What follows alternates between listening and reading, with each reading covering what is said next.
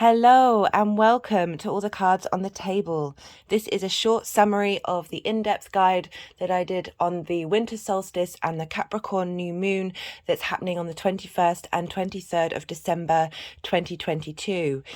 So with the winter solstice, we have very similar astrology to the new moon, so I won't repeat it. But essentially, we have this amazing cardinal square between the Sun at 0 degrees of Capricorn and Jupiter at 0 degrees of Aries. The last time this happened was 83 years ago, and it won't happen again until 2520. So this is some very potent new beginning energy. We've got the structure of Capricorn, the long-term reliable planning, with the spark and abundance of Jupiter, bringing in new philosophical beliefs and spiritual beliefs for the individual. This is very, very potent energy. If you want to know more, I would recommend checking out my longer video. We also have the Capricorn new moon. And we won't have a new moon in Capricorn next year. We're going to have two in 2024. And we won't have a new moon in Capricorn this close to the solstice until 2030. So this energy is super potent. A cardinal sign, start things, instigate things. This is a wonderful time for setting new intentions. And I'll go through the tarot for the winter solstice and the new moon that will bring more light onto that. So that we pulled 4 cards for the winter solstice, and traditionally, let me just get these all together. Traditionally, so after the winter solstice, the sun looks like it's still on the horizon. It doesn't move when it sets or rises, and this is usually symbolically representing a pausing of time, this sense of darkness. Even though this is the time when the sun is closest to the earth, we are receiving deep spiritual cleansing, and we're going through this space of darkness the sun gets reborn after this period. And traditionally, this is a time when there's a lot of anxiety and a lot of grief, a lot of worry, and this sense of vulnerability, this fear and feeling alone. The Nine of Swords represents mental cruelty. It's that space where you feel completely desperate to the point where your sleep cycle is broken, your mind and body are out of sync with the flow state. So I want you to look to the roses on this blanket here, and that represents a change. This is a culmination period for us to then be reborn as we move through the winter solstice. So we also had the Emperor in reverse. So on the 23rd to 24th, the 24th to 25th, this is why we have traditionally avatars of the light come up in lots of different traditions. We have Christ in Christianity, we have Krishna in Hinduism, we have Adonis and other Greek gods who will get reborn over this time. And it's the emperor represents the king of kings. And in reverse, it's traditionally with the solstice, this is when the king is sacrificed metaphorically to be reborn again. When we then start to get more light, the days start to get longer. They are not at their peak, but light is coming. There is a sense of hope around the corner. And with the emperor in reverse, it's representing that sacrifice that's happening on a global scale in the northern hemisphere, but also internally helping us find our own inner sovereignty, our own autonomy, our own sense of leadership to help us move forward Sorry, the energies just want to do things with these cards while I'm talking. Help us move forward by defending our inner landscape and creating healthy boundaries. The Emperor is traditionally linked to Aries, and this is where we have Jupiter moving in and being able to, in Aries, Jupiter's helping us bring in defending the individual and bringing strength to who we are as people. In between the solstice and the new moon, on the 22nd, Chiron goes direct. This is the wounded healer. This is helping us uncover our deep internal wounds linked to the individual, that spark of life that we had, and helping us, when it goes direct, being able to understand how to heal those wounds. So we're really looking inwards at this time, finding strength in our own selves. And then we have, coming out of this rebirth, we have the Page of Wands. And this is about being given the gift of an opportunity of a new adventure. It's about exploration, new projects, bringing... it's the innovative spirit of fire, of passion, of drive, of sparks, of things being brought in new passion. And the end card we have is the Six of Wands, which is the card of victory. This is about successful problem solving for the community, and that you're all in it together. Everyone is played a part in this victory, taking action on your convictions, inspiring each other rather than trying to control each other. Belief in ourselves and each other, coming from a generosity of spirit, of passion, of drive, believing in the group to give us empowerment. But essentially it does suggest victory. Now, this cycle that we're heading into is a long one. This may not come up straight away. We still have this period of darkness to move through, and the seeds that we want to plant will help us come to this victory. That I see the winter solstice as the new moon. It's a version of the new moon for the sun. And we have the full moon at the summer solstice. But in this, for the spring equinox, when the sun moves into Aries, that's going to be a real trigger point for when Jupiter moved into Aries during this winter solstice. And it's going to help manifest and bring very vibrant energy. The sun is going to illuminate parts of your life that is really going to help give you drive and a sense of self and a sense of purpose. So we have the new moon in Capricorn. This is a fantastic time to plant seeds that help us move into a new long-term space for ourselves where we walk with integrity and respect and diligence. It's about the long slog, the long route. Capricorn is all about reconnecting, even though it can be linked to top-down hierarchical, easy for me to say, structures. I see it as linking into a deep collective earth connection, and that is with our physical body and how to take care of our physical body. What came up a lot in the main video is about really tapping into your animal spirit. This card was very prominent in that reading, and it's asking you to breathe and tap into your animal needs and be aware of them, and how when we are able to, in particular with breath work and meditation, find a place of stillness in the chaos, howl at the moon, dig our fingers into the earth, really reconnect with the earth mother and be nourished and restored by her.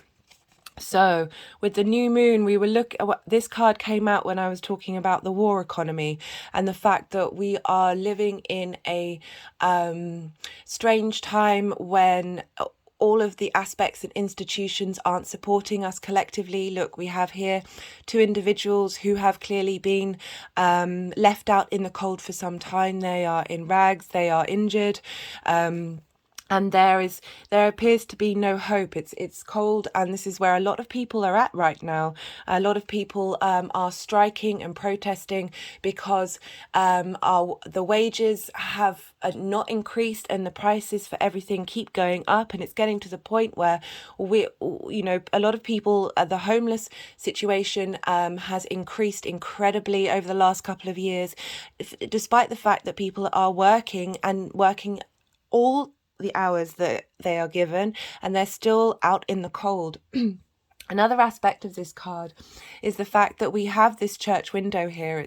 It's about connecting to the unseen, the unknown, your spiritual practices, God, however you want to phrase it, but that sense of wonder, that connection to the universe that we might not be able to see right now because we're in survival mode. We're thinking about the day to day, but it's asking us to remember that is always there to support us and help us, and bringing in that space of openness and creating space for it helps us move through these days a little better.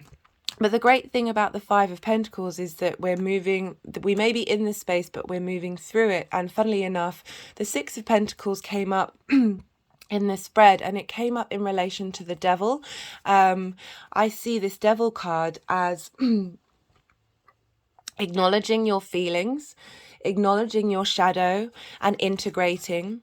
As I said before, the Animal card was really prominent, that we have instincts and responses. They can be linked to trauma, they can be linked to programming, and when we bring shame in, we repress these instincts even more, and then they become manifest in our outside world. It's part of my belief systems that the more that we do the inner work, the more we integrate our shadow, give it a hug, find kindness and compassion for it, understanding, the more that ripples out into society. And because a lot of us hide these things from ourselves, shame ourselves, repress these instincts to the point where they then explode and materialize in the 3D world. War is a part of that.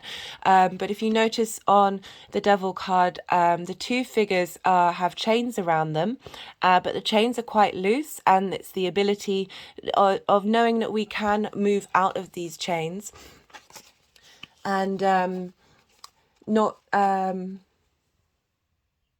denying space for these habits that we may have that we want to get rid of, and therefore they no longer control us the more we give them space. And I don't mean engage in them so much, but just contemplation and acknowledgement. The Devil card is the sign of Capricorn, and this links less into the devil and more into the Greek god Pan, that was all about earthly passions. The devil in early Christianity was not an exterior force, but an internal battle, dealing with sitting with your shadow self and giving space for it in order to, as I said, integration is such a key part of acceptance and allowing that flow state to happen. We also have the Six of Pentacles, which, as I said, follows the Five, which is about sharing and generosity. It's about the living force holding together and balancing the universe. This is shown by this figure of authority, of a sense, or at least in a different space compared to those that it's bestowing gifts upon, about this greater force that connects us all, this element of truth with the scales here, and with balance, about bringing things back into balance and harmony, and it's also about putting yourself in a position to receive, holding space for the ability to receive abundance. And that I appreciate that's very difficult in these times when it doesn't seem like it's anywhere around us, that everything is in sort of self-destruct mode.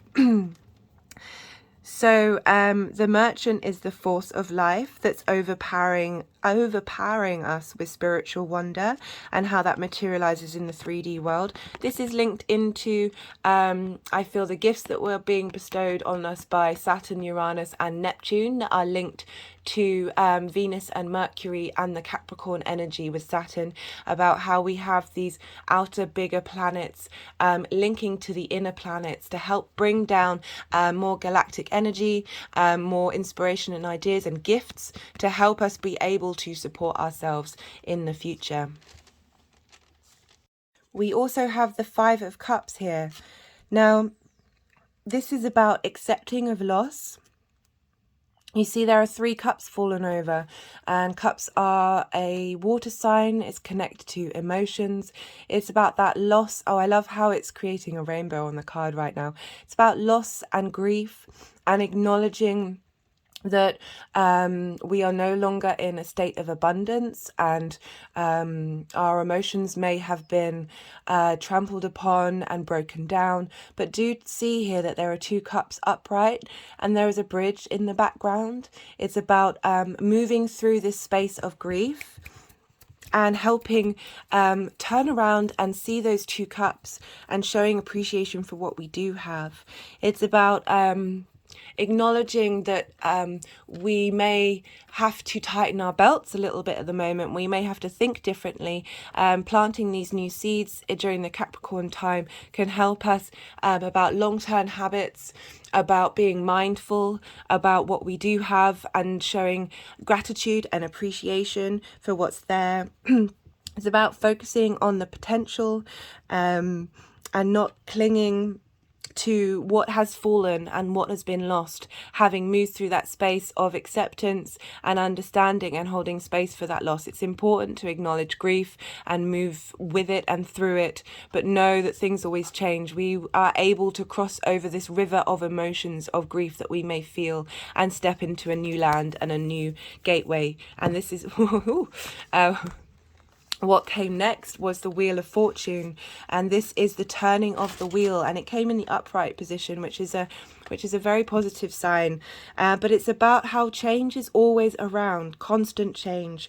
This is about global change, collective change, and how there's nothing really we can do about it, but it's about how we respond, and what just trying to maintain that sense of flexibility, being able to learn quickly, and learning in this great state of change is going to have long-term benefits for us on an individual level and a collective level.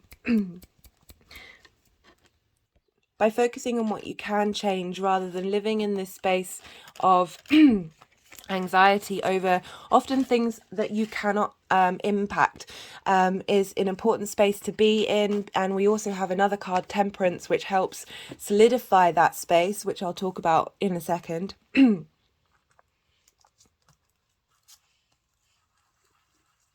So this is a tiger's eye point that wanted to come in. I have a lot of crystals here and I go through them in the main video, but this tiger's eye wanted to come.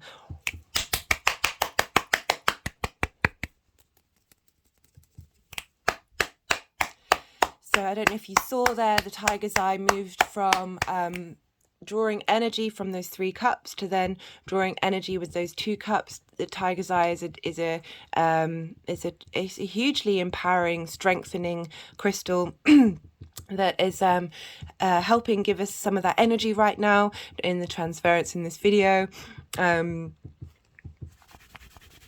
And what came next after this big change, this shift? I mean, we have, as I said, we're not having these aspects for quite some time. This is big cardinal energy, the shifting of the wheel, the winter solstice, the changing of the seasons, the changing of the guard. And in relation to so we have an astrological aspect where we have the asteroid Ceres at 0 degrees of Libra forming a T-square between Ceres, Jupiter and the Sun and Moon in Capricorn. And this is about finding balance in your emotion and having dominions over your emotions, but it's also linked into a love of nature and animals, and really readjusting how we incorporate and interact with nature in the long term. We have the earth is so abundant. It is the capacity of being able to provide for all of us. But as I said, this war economy structure that is based on taking and not giving back, it's fundamentally flawed, and it's leaving so many of us out in the cold. That the Queen of Cups is really asking to nurture and nourish our emotional state so we can find balance and reconnect with nature, with animals, and establishing healthy boundaries.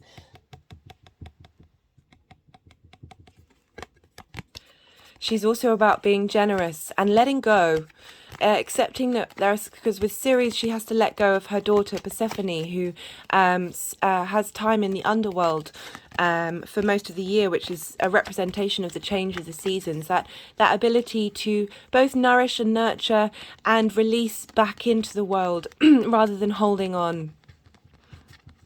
We also had come up is Temperance.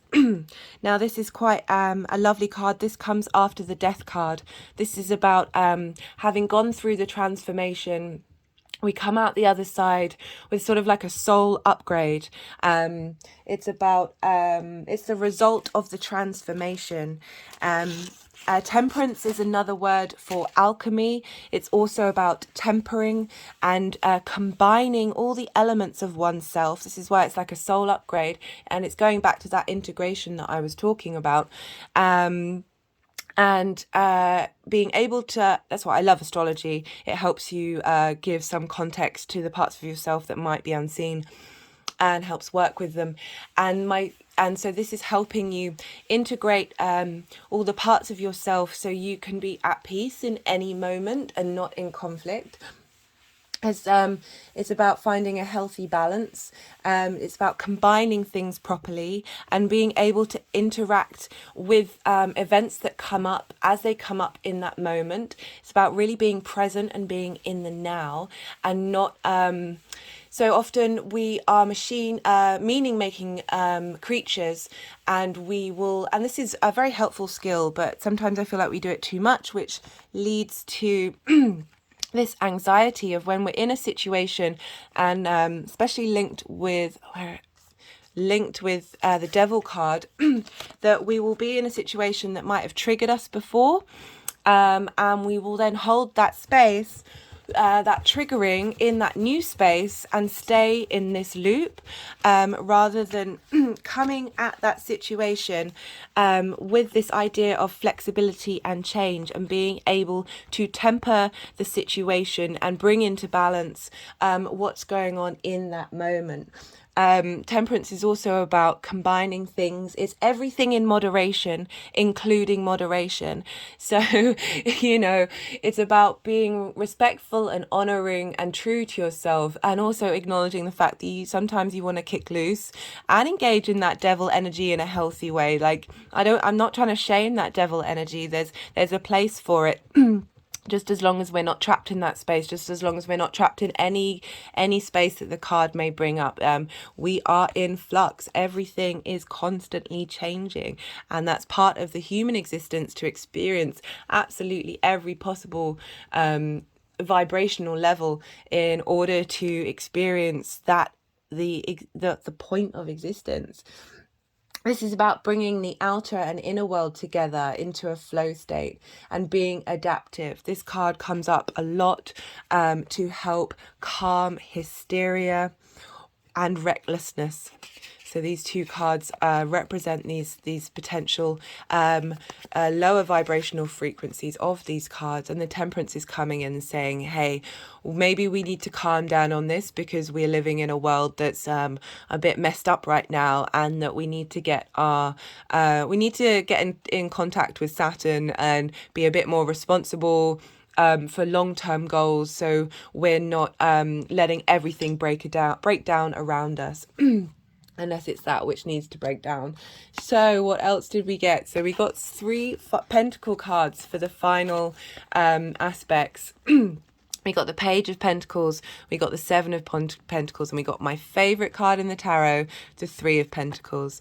So this is really lovely. This is following our process of going through temperance, about how, and especially because Capricorn is the final earth sign, it's the collective earth sign, it's very receptive. So it's about drawing in the wisdom of tradition and our long-term existence, ancient traditions, and in order to hold a foundation for the future. And so it's great that these pentacles have come up because they represent the earth signs. So we have the Page of Pentacles, and this is about understanding and studying the underlying mechanisms that support the creation of results and abundance. So it's about looking into the minutiae of how to create an abundant and stable existence. You know, we want that. As I said, the earth is full of abundance. There are so many smart inventions out there that people are coming up with all around the world that can help us transform and make sure that we are able to all equally hold a space of abundance and not have this this negative top-down tier structure. So the page, and so in the astrology, as I was saying, we have Venus talking to Uranus. She's in a trine with Uranus. We have Mercury sextiling Neptune. And this is about bringing down messages and ideas that come from the galactics, that we have this wonderful out of bounds galactic energy helping us be able to find space to think differently, to be able to draw on what we already have and be able to move forward. And we've got the Seven of Pentacles, which is about cultivation and dedication. It's about the slow and the steady. It's this time of year when we are cultivating the land around us in order to then plant seeds in it for the next harvest season. We won't necessarily see results for a long time, but the results will be worth it in the end. Have faith, and also having faith in nature to assist us, and we are nature, and being able to tap into that beautiful energy, get in touch with the animal, go howl at the moon, get into the solstice is all about getting into the rhythms of nature. I spent a period of time being woken up by the sun in one of the places that I lived, and when I was in the rhythms of the sun, I was just so much more at peace with myself. We've been in nature for for a longer period of time that this human body has existed than we have been in cities and cultivation and civilizations. I'm not denying the positivities of those things. I'm saying we should combine them together. It's interesting, it's clicking over the Three of Pentacles. So this, as I said, is my favorite card. This is about creative work, mastery, and collaboration in order to create something long-lasting and beautiful and inspiring. This is about bringing the divine, the universe, God, however you want to look at it, your own personal philosophies into the mundane, into the 3D world, creating a physical structure. An astrologer that I really like compared Capricorn to the person who starts to build the cathedral. Cathedrals used to take hundreds of years. You would never be alive at the end of that result, and it's about thinking long term collectively while enjoying the process of what you're doing, because you're doing something that you love. You're combining together all of those elements on an individual level with this collective level. So here we have three figures. We have the builder, we have the monk, and we have the architect, and they are all combining together the 3D, the spiritual, and the mental, and the creative. All the three is the magic number. This is such a beautiful card to end on. And this is such wonderful, we're going through it, but everything that we're going through, as strange as that may seem, is helping us reach a new space in our collective consciousness and in our civilization. Now, before that's the end of the tarot, but I forgot to read this in my main video, but it's fundamental. Especially, it's hilarious after having pulled the Three of Pentacles.